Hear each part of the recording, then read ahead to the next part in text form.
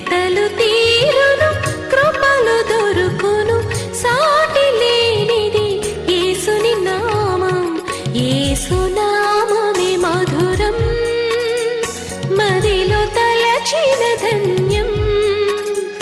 యేసునామమే మధురం. ప్రభువునందు ప్రియ దేవుని బిడ్డలారా, నేటి వాక్య ధ్యానము కొరకు సహకారాన్ని ఇచ్చిన కుటుంబం కామవరపుకోట గ్రామ నివాసితులు పాతూరు నుండి ఒక విశ్వాసి గారి కుటుంబం. ప్రభువు ఈ కుటుంబాన్ని దీవించునుగాక. వీరికి ధన్యవాదాలు తెలియజేస్తున్నాను. ప్రార్థన. మమ్మలను మిక్కిలిగా ప్రేమిస్తున్న తండ్రి, మీకు వందనాలు, స్తోత్రాలు. నేటి వాక్య ధ్యానము ద్వారా మాతో మాట్లాడండి. కొరింథీ సంఘమునకు పౌలు గారి హెచ్చరికలు మాకును హెచ్చరికగా ఉండుటకు సహాయము చేయండి. మీ చేతికి మమ్మలను సమర్పించుకుంటున్నాము. పాతూరు గ్రామ నివాసితులు, మాస్టారు, టీచర్ గారు బిడ్డలు ఈ మాసం ఇచ్చిన సహకారం కొరకు స్తోత్రాలు. బిడ్డలను దీవించండి. మీ నామము పేరిట చేయబడు ప్రతి ప్రార్థనకు పరలోకం నుండి జవాబు ఉంది. మీకు కృతజ్ఞతలు. వాక్యము చేత మమ్మలను ఆశీర్వదించు. యేసునామమున ప్రార్థిస్తున్నాము తండ్రి, ఆమేన్. ప్రియమైన దేవుని బిడ్డలారా, కొరింథీ మొదటి పత్రిక 7వ అధ్యాయం మీ ఎదుటించుకోండి. 5, 6, 7 అధ్యాయాలు ప్రధానంగా శరీర సంబంధమైన అపవిత్రత హెచ్చరికలు వ్రాయబడ్డాయి. Sexual immorality, perversion. చర్చ్ జాగ్రత్త పడాలి. ప్రభువు సంఘము పరిశుద్ధత కలిగి ఉండాలి. వ్యభిచారము, జారత్వము, కాముకత్వము, పురుష సంయోగము, వీటి విషయంలో ఎన్నడూ అపవిత్రతకు చోటియరాదు. ఈ హెచ్చరికలు 5, 6, 7 అధ్యాయాల్లో చెబుతున్నాడు. ఎందుకంటే మనము యేసుక్రీస్తు యొక్క అవయవాలము. We are the body of Christ. మనం యేసుక్రీస్తు శరీరం కనుక మనము పరిశుద్ధముగా మన ఘటమును కాపాడుకోవాలి. అది నిజమైనటువంటి భక్తి. ఇహలోకపు మాలిన్యము అంటకుండా చూసుకోవాలి. 7వ అధ్యాయంలో మీరు వ్రాసిన వాటి విషయము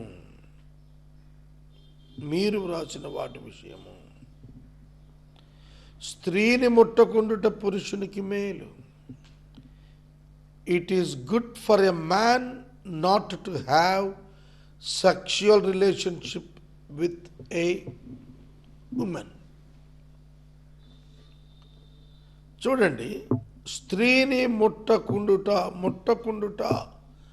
అనేటువంటి పదం చేతితో తాకుట గురించి రాయలా. శారీరక లైంగిక సంబంధాన్ని గురించి రాశాడు.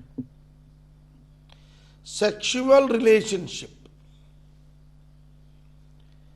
పురుషునికి స్త్రీని ముట్టకుండుట మేలు అని అంటాడు. కొంచెం జాగ్రత్తగా వినాలి వాక్యాన్ని. ఆదికాండము 2వ అధ్యాయము 18వ వచనం, నరుడు ఒంటరిగా ఉండుట మంచిది కాదు అన్నాడు ప్రభు. సాటి అయిన సహాయము చేద్దామని స్త్రీని నిర్మాణం చేసి వివాహ వ్యవస్థ ఏర్పరిచాడు. వివాహము నిషేధించకూడదని పౌలు గారు కూడా రాశాడు.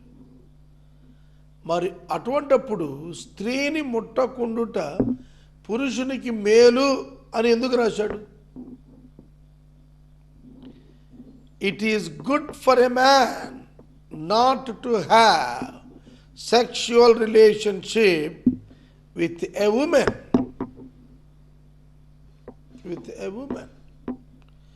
Sexual relationship is not the sin under the limits of the marriage. వివాహం యొక్క పరిధిలో లైంగిక సంపర్కము పాపముగా ఎంచబడదు, పరిశుద్ధమే. అయితే పౌలు చెబుతున్నది ఏమిటంటే, వివాహం ఎందుకు అని అంటే ఈ ఫిజికల్ డిఫైల్మెంట్కు వెళ్లకుండా ఉండటం కొరకు. పౌలు చెబుతున్నవి సరిగా అర్థం చేసుకోకపోతే, అపార్థం చేసుకుంటే ప్రమాదం.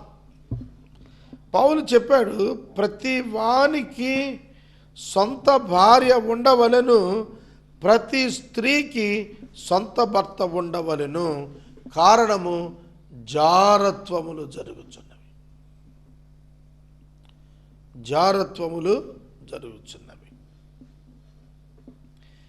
But because of the temptation to sexual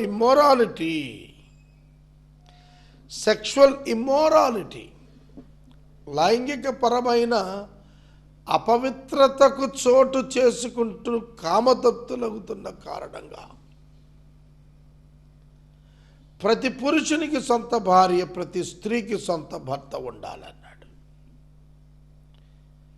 వివాహము పరిధిలో లైంగిక సంపర్కము అపవిత్రత కాదు, అనుమతింపబడినది.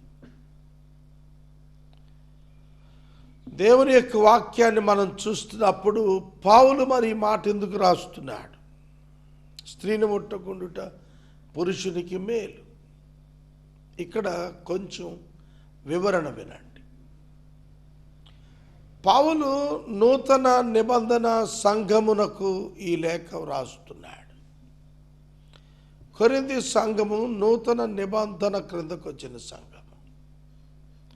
ఈ అధ్యాయం అంతా కూడా పౌలు కుటుంబ సంబంధమైనటువంటి జంఝాటం లేకుండా ప్రభువును సేవించుటకు, ప్రేమించుటకు, హత్తుకొనుటకు ప్రారంభించుటలో ఉన్న సౌలభ్యతను ఎరిగి మాట్లాడుతున్నాడు. అందుకనే విశ్వాసులకు సూచనలు ఇస్తున్నాడు. వివాహమైన వారికి, వివాహం కాని వారికి కూడా ఈ అధ్యాయంలో సూచనలు ఇస్తున్నాడు. విశ్వాసులైనటువంటి వారు వివాహం చేసుకుంటే ఎట్లుండాలి,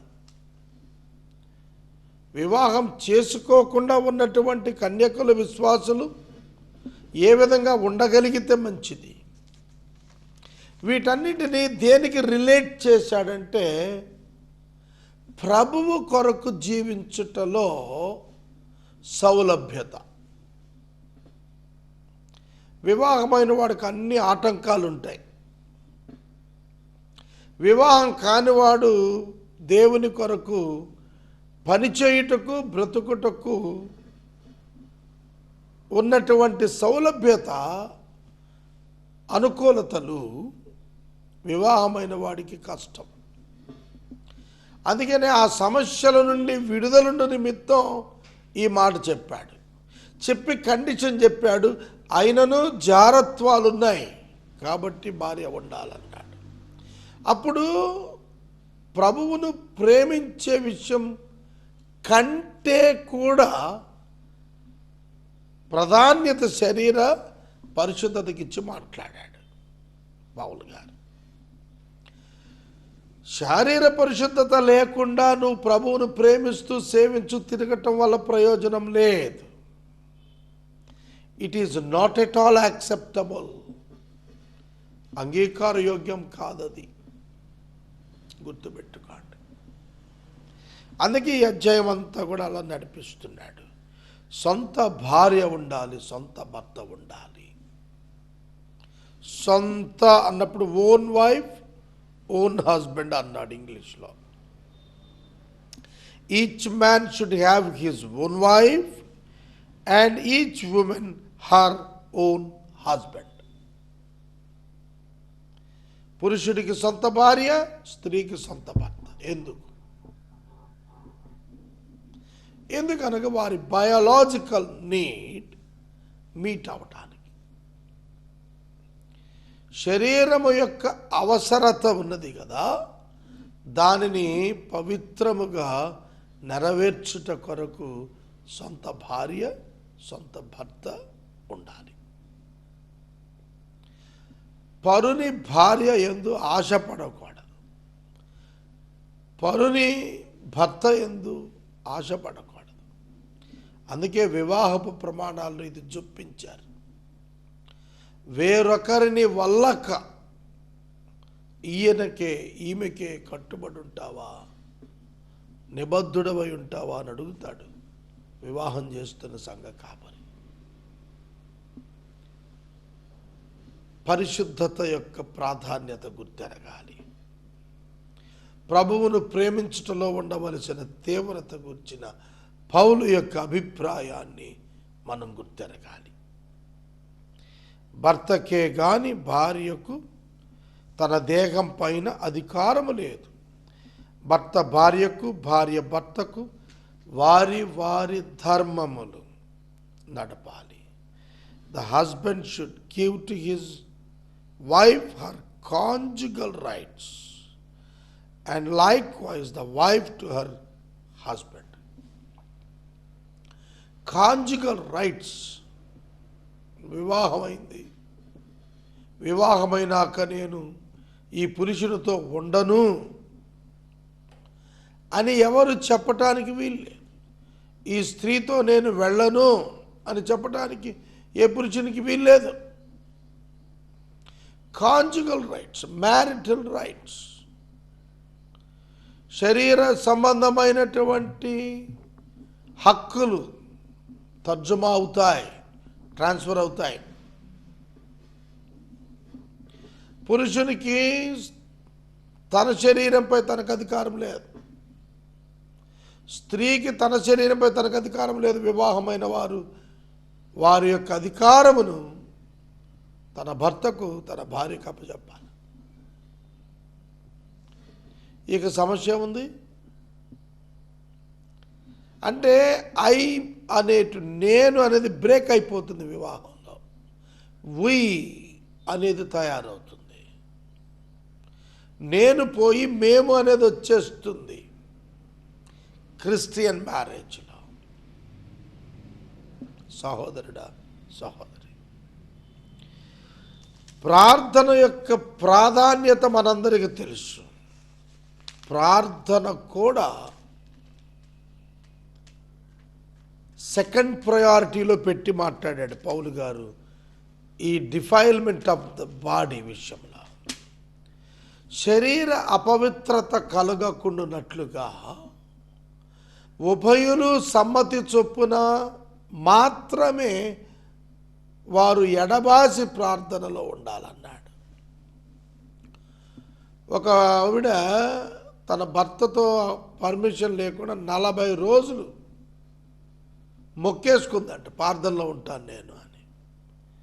మరి ఆ భర్త ఏమవ్వాలో? 40 రోజులు సంసార జీవితం లేకుండా వాడు పెడదారి పట్టాడు. ప్రియమైన దేవుని బిడ్డలారా, నీ ప్రార్థన అనే కారణం నీ స్పౌస్కి ఇబ్బంది లేకుండా ఉన్నప్పుడే నీ భర్తకు, నీ భార్యకు నీ ప్రార్థన అడ్డం కాకూడదు. అడ్డం అవుతుంది, నీ అపవిత్రత, నీ కుటుంబం పాడవుతుందని నీ ప్రార్థన ఆప్ చేయమన్నాడు. First give the importance to the holiness, righteousness. నీతికి పరిశుద్ధతకి చోటిమ్మన్నాడు. అదే చదువుతాను చూడండి. ప్రార్థన చేయుటకు మీకు అవకాశం కలిగినట్లు కొంతకాలం వరకు ఉభయుల సమ్మతి చొప్పుననే తప్ప ఒకరినొకరు ఎడబాయకుండండి. మీరు మనసు నిలపలేకపోయినప్పుడు సాతాను మిమ్మల్ని శోధించుకుంటున్నట్లు తిరిగి కలుసుకోండి. More than prayer, your holiness is important. ప్రార్థనలో ఉన్నప్పుడు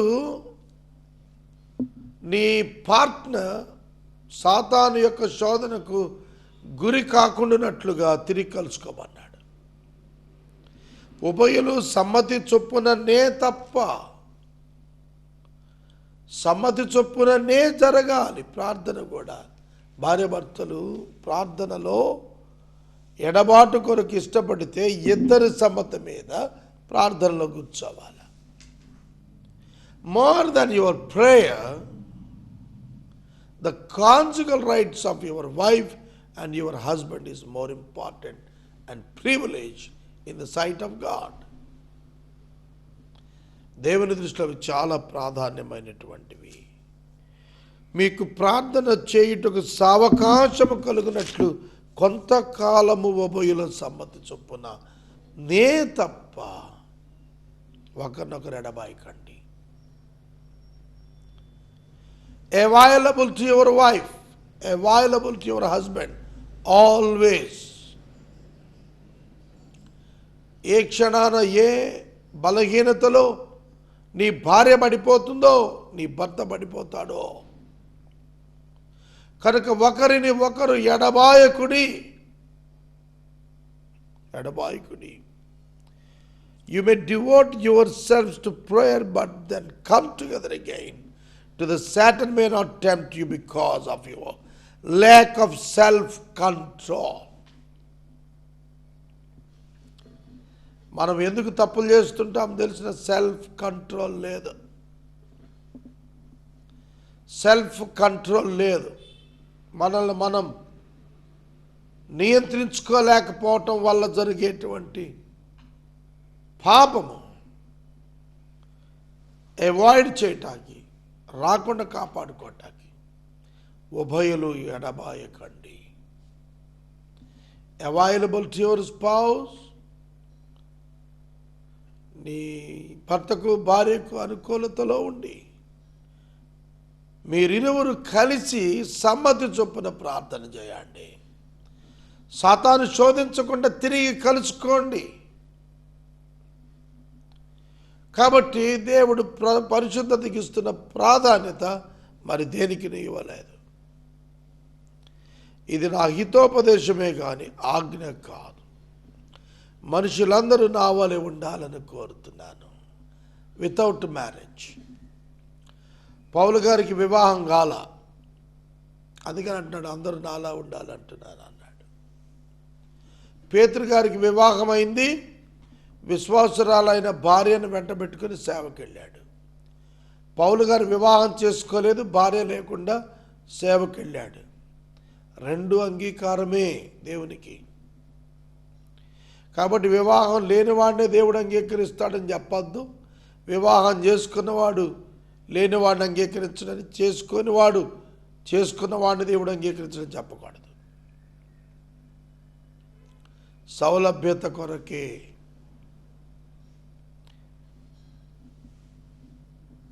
ఇది నా హితోపదేశం అయినను ఒకడొక విధమున మరి ఒకడొక విధమున ప్రతి మనుషుడు తనకున్న కృపావరమును దేవుని వలన పొందవన్నాడు.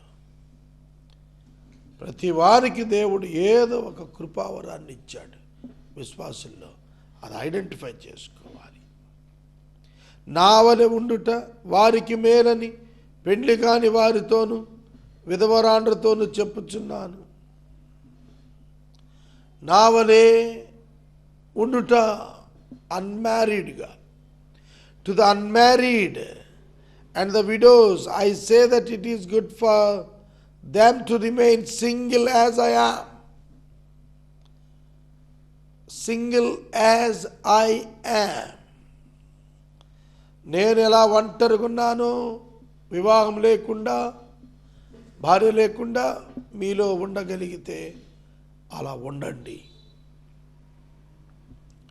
మీలో అలా ఉండగలిగితే అలా ఉండండి. మనస్సు నిలపలేకపోతే పెండ్లి చేసుకోండి తప్ప కామతప్తులు అవ్వకండి. కామతప్తులు ఒకటి కంటే పెండ్లి చేసుకుంటే మేలు. But if they cannot exercise self control they should marry, for it is better to marry than to burn with passion. Burn with passion, కామంతో రగిలిపోవటం కంటే వివాహం చేసుకుని శారీరక సంబంధమైన అవసరతలు చేరుకునటం మంచిదని పౌలు నేర్పించాడు.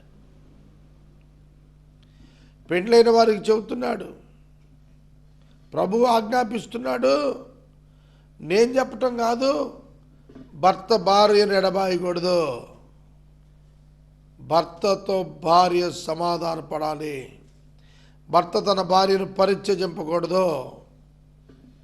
ఒకవేళ ఎడబాచిన ఎడల పెళ్లి చేసుకోకూడదు. భర్త భార్యను ఎడబాపకూడదు. ఎడబాపిన ఎడల పెళ్లి చేసుకోకూడదు. పెళ్లి చేసుకోకూడదు. ఎడబాసిన ఎడల అంటే డైవర్సీ. చూడండి దీనికి పౌలు ఏం చెప్పినాడు. To the married I give this charge, not I but the Lord. దేవుడే ఇస్తున్నాడు. The wife should not separate from her husband, but if she does she should remain unmarried or else be reconciled to her husband, and the husband should not divorce his wife. భార్య భర్తను వద్దనుకొని వెళ్ళిపోతే పెళ్లి చేసుకోకూడదు. భర్తతో సమాధాన పడాలి. భర్తని వద్దని ఏ కారణాన్ని దూరం వెళ్ళాలనుకున్న ఒక స్త్రీ ఆవిడ మళ్ళా పెళ్లి చేసుకోవడానికి అనుమతింపబడలేదు. భర్తతో సమాధాన పడాల్సిందే తప్ప వేరే పెళ్లికి ఒప్పుకోలేదు పౌలు. తరువాత పురుషుడికైతే అసలు పరిత్యజించే అధికారమే ఇవ్వలేదు. పురుషుడు దేవుని యొక్క స్వరూపములు చేయబడినవాడు కదా, అతనికి దేవుడి యొక్క ఆజ్ఞ ఉన్నది. భార్యను పరిత్యజింపకూడదు.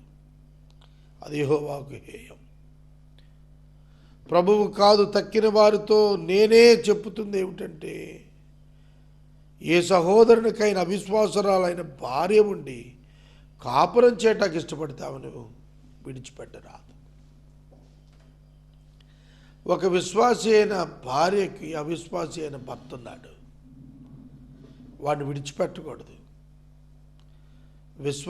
విశ్వాసికే పొత్తు కుదురుతుంది అని చెప్పి భర్తను వదిలేయకూడదు, భార్యను వదిలేయకూడదు. అది ఇమ్మోరాలిటీ. అవిశ్వాసి అయిన భర్త భార్యను బట్టి పరిశుద్ధపరచబడతాడు. అవిశ్వాసరాలైన భార్య విశ్వాసి అయిన భర్తను బట్టి పరిశుద్ధపరచబడద్ది. లేకపోతే మీ పిల్లలు అపవిత్రులు అయిపోతారు. ఇప్పుడైతే వారు పవిత్రులు. విశ్వాసి అయిన వాడు ఎడబాయవచ్చును, అవిశ్వాసి అయిన వాడు ఎడబాయవచ్చును. అట్టి సందర్భంలో ఎడబాయవచ్చును. అట్టి సందర్భంలో సహోదరికి నిర్బంధం లేదు. సమాధానంగా ఉండటకే పిలిచాడు. ఒకవేళ అవిశ్వాసి అయిన భార్య కానీ భర్త కానీ విశ్వాసిని ఎడబాస్తాను అని అంటే వాళ్ళ ఇష్టం. నిగ్రహంతో నిలిచి జీవించాల్సిందే విశ్వాసి.